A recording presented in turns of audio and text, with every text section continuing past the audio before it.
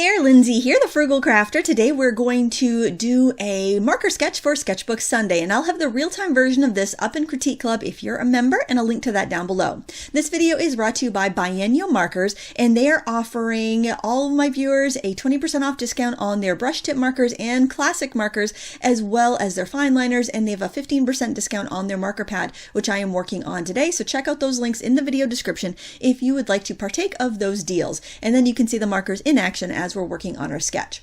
Now I'm starting off by using a colorized colored pencil, and this is an erasable colored pencil by Prismacolor, to sketch in the word love in kind of bubble letters. I will link a reference photo down below as well so you can look at the picture I'm looking at. It'll just make it a little bit easier for you to sketch. When you're sketching on marker paper, it tends to be a little bit, well, it's quite slick, so your lines aren't going to show up that dark, which is actually really nice because they'll just disappear as you're going. So I erased any like kind of hairy, sketchy lines, and now I'm going to go in with my lightest shade of kind of like a tan gold color to base coat everything in. So that way you'll be able to see exactly where I'm working, and that's going to put down a nice layer for me to layer on reflections on top. Now in this technique here that I'll be doing today, to do something metallic looking, which like these Mylar balloons are kind of metallic looking, we're going to be layering. And not so much blending, except for the shadow. We'll do some blending when we get to the cast shadow that's kind of on the wall behind the balloon. But for this technique, we're doing more layering. That's really great on marker paper. If you have that render paper and you've never tried that before, that's a good lesson for that because that paper doesn't blend very well.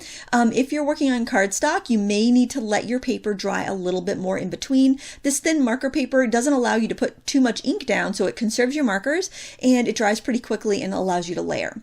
Now, after I got that base color in, I'm going in with a darker value, kind of like a like yellow ochre or mustard type color, and I'm adding in some darker shadows. I'm also adding some of that little ruffled edge where the edges of the Mylar balloon are kind of sealed together, and it just kind of adds a little bit of texture and realism and makes it not look just shiny or not just sleek. You want to have some different textures, and when you're working on something where there's not a lot of different textures, like a shiny metallic object, having that kind of crinkly Mylar at the edge, I think adds a little bit of realism and interesting texture.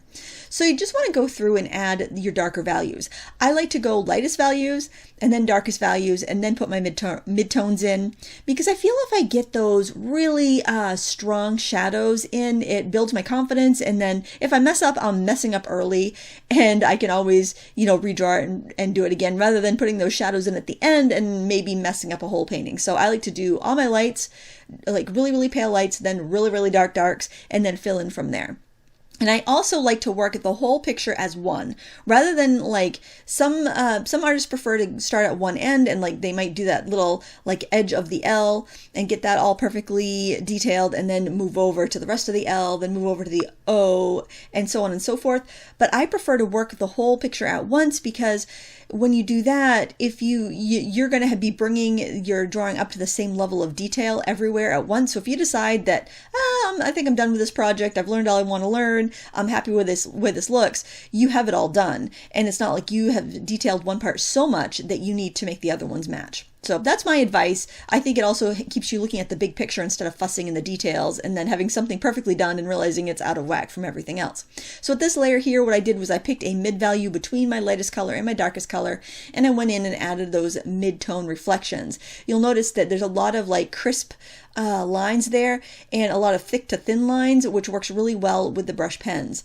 I don't have every color in the brush pens. They do have some different colors in the classic lines, and sometimes I just want I want a finer tip. Now the brushes do have a fine tip, but the brush ends put out more ink. So sometimes I just want to put out a little ink in a fine area, and I find it's a lot easier to do that with a bullet tip. So here I'm taking a classic biennial marker, which has a squarish barrel, and I'm going in and adding those shadows with a finer tip. And it's a little bit darker than the dark color that I used for the dark tones with those kind of like wider passes of color. This is kind of more of like a darker brown, and I'm going in and adding those. So all the different marker tips have a use. If you're using a chisel bullet tip version, because those are honestly, that's the best bang for your buck.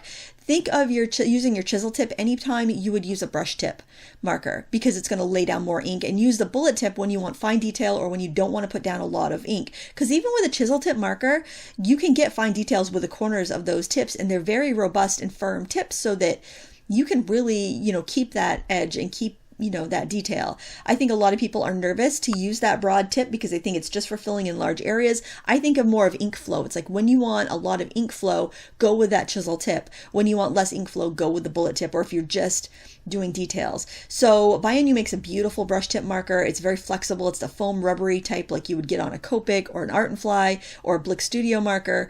And it's priced accordingly. It's not nearly as expensive as Copics, but those tips, those foam rubber nibs do cost money, and they just can't come out with a marker for the same price as the chisel bullet combo. But then again, I will put discount links down below so you can save 20%. I think you end up spending probably a little over, probably a little under $2 for the foam rubber tip marker each. It's probably like $1.50, somewhere around there. But then the chisel markers chisel bullet ones are around 50 cents a marker. So you can see how if you want to get used to using those chisel bullet tips, you do save quite a bit of money.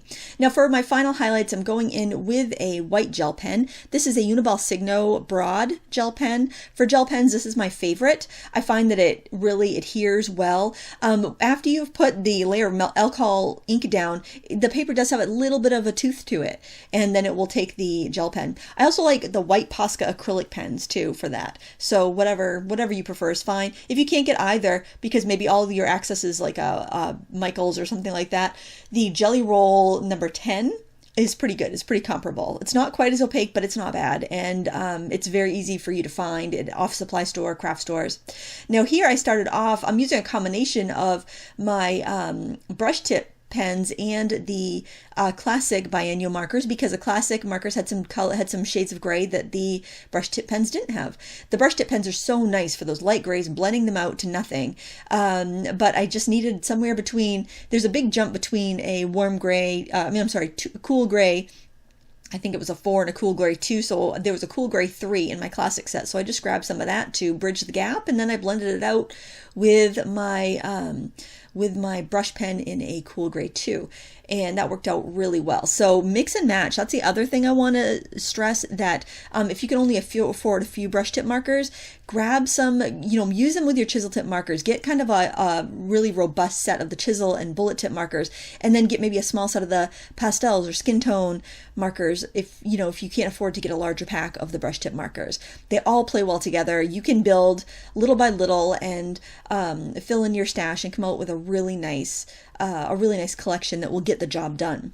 Now what I'm doing here is using a fine liner to crisp up the details. These are the Biennial fine liners. I do like them. They're much cheaper than the Sakura microns, and I found them to last just as long and the tips to be as long wearing. I've had some other budget fine liners that haven't quite lasted as long, but I've been really pleased with these. I've been using them like a couple times a week for the past year, and they haven't gone dull on me, and sometimes I'm using them all day and they haven't worn out or gone dull. So I've been very pleased with these Biennial fine liners. They're also available in the 20% discount page that I'm going to link down below, so you can check that out. And I really thank Biennial for sponsoring this video today, because I love to offer budget art supplies, and it's so nice when they give an extra deal. So, especially if you've never heard of them and you're trying them, it's just nice to be able to save a little more money. Again, the real-time version of this is up in Critique Club. You can check it out in the link down below. Thank you so much for watching. Please give me a thumbs up before you go. And until next time, happy crafting.